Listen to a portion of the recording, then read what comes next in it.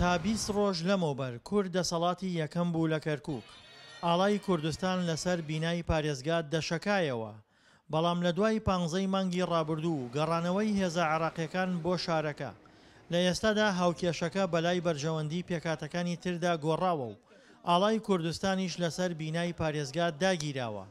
بەهۆی یەکدەنگ نەبوونی هێزە کوردیەکانیش مەترسی لە دەستدانی پۆستی پارێزگاری کەرکووکیش لە ئارادایە.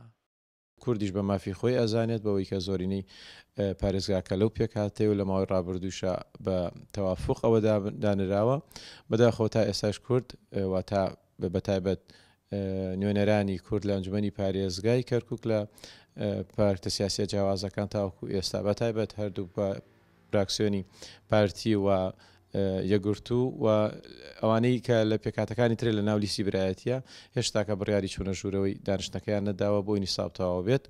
ئەگەر بەم شێوازە بڕات حکوومەتی عێراقی ناچار ئەبێت بیر لە بەدیلی تر بکاتەوە گە هەر کۆبوونەوە یەک نەکرێت ڕەنگە یەکێک لە بەدیلەکانیش حەلکردنی ئەنجومەنی پارێزگای کەرکووک بێت.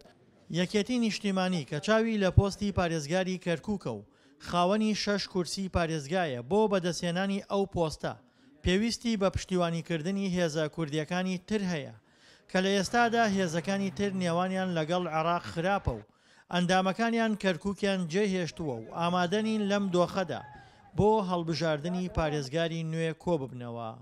بە ئەجندایەکی سیاسی تایفی گەڕاوەتەوە ئەم ناوچانە و هەوڵەدەن دەسڵاتی خۆیان لەو ناوچانە بسەپێنن و تا پێیان بکرێ هەوڵەدەن زۆربەی دام و دەستگاکان بە تایبەتی بەرپرسانی ئاسایش و ئیداری بگۆڕن بۆ ئەو خەڵکانەی کە ئەگەر کوردیش بن دۆستی خۆیان بن.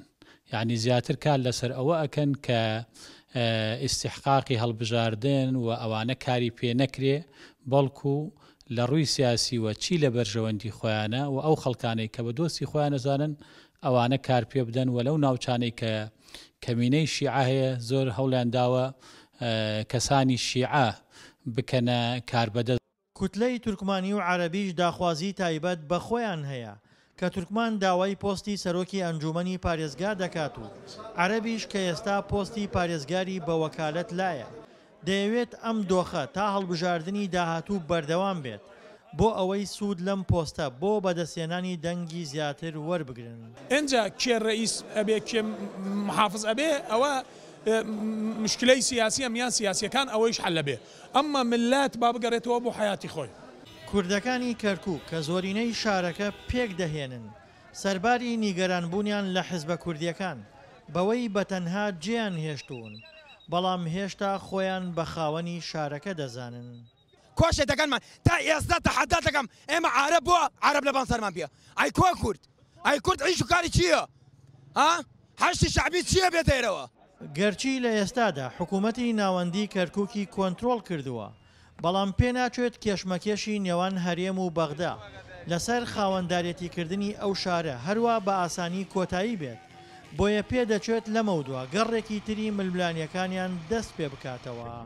دڵشاد ئەنوەر، دەنگی ئەمریکا، پارێزگای کەرکووک.